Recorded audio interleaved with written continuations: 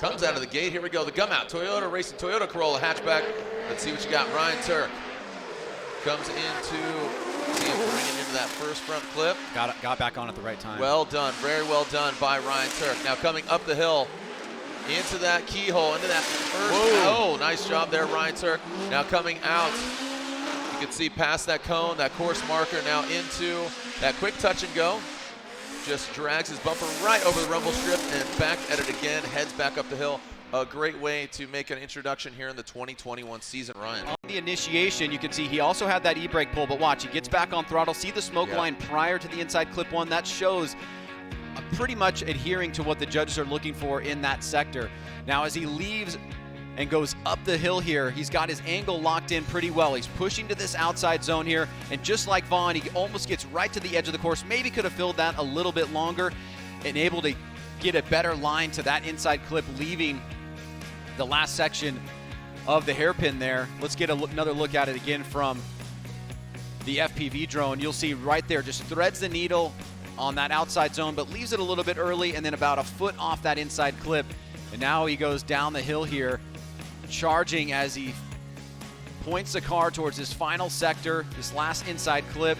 Almost home is Ryan Tuerck, and great job there on that last inside clip through the finish line from Tuerck. Vaughn Gittin Jr., again, our 2020 MotoGP champion, locking up that rear. You can see that e-brake hitting that three-wheel motion that his vehicle is so signaturely known for. Look at the Nitto tires getting the grip, coming into the keyhole.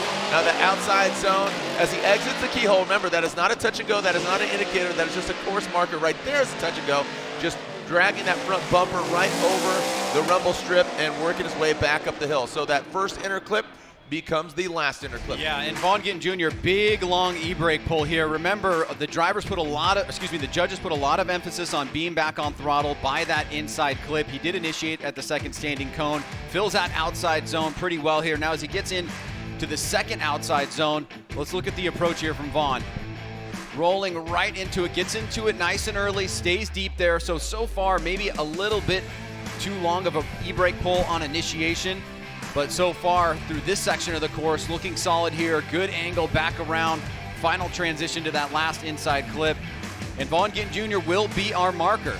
A lot of pressure on him to kind of set the standard here, but the judges are also going to be setting a standard by what they saw from Vaughn in run number one. Here's a shot from the overhead, Jared. You get a good look at how close to that rumble strip Vaughn gets, just right at the edge there. The judges do allow them to get on the rumble strip without any deduction. And as they go back down the hill, they're not dealing with the rumble strips anymore on the rear wheels. It almost becomes a front wheel situation, but Vaughn avoids it nicely and finishes up strong there on that last inside clip. And here's the FPV. Look at that. Beautifully done on that inside clip by Vaughn. And you can see super close on that inside clip. Odi Bakchis, this Falcon Tires S15. Here we go. Odi Bakchis throwing it in.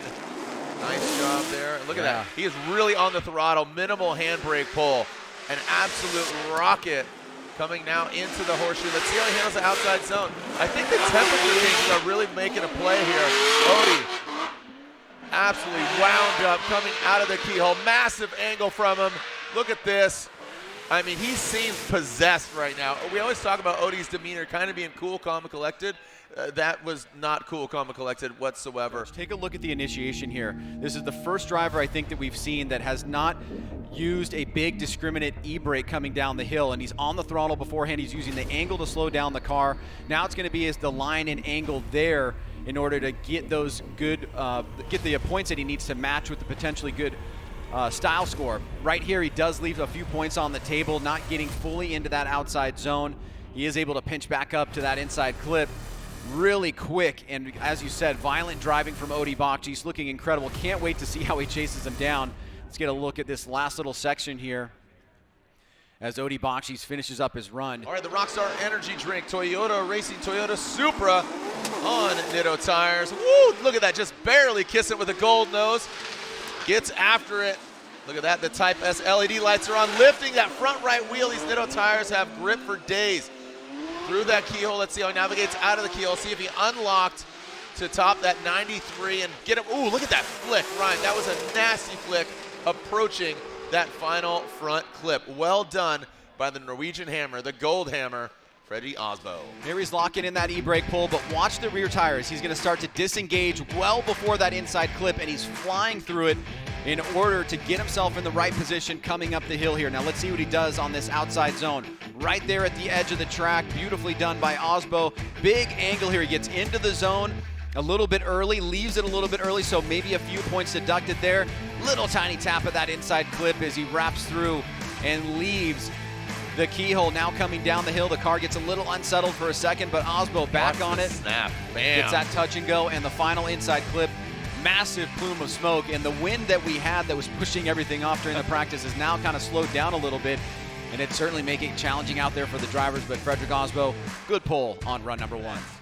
Mr. Matt Field, always a fun driver to watch, and he says his mind's right. He's just in a really good place. He says, I'm going to have some fun, and I'm going to keep the party going. Here we go. Matt Field comes into that first front clip. Oh, look at that. Doesn't even touch it. You can see that high-vis splitter and side skirts. Now coming up the hill, powering on through. Nice job. Now, oh, look at that, filling all that outside zone. Did have a bit of a hiccup there. Would like that to be a little more fluid, but I really like the line. He filled all of the outer zone. That's the first driver we've really seen execute that really well. Oh, we could have a contender here, Ryan.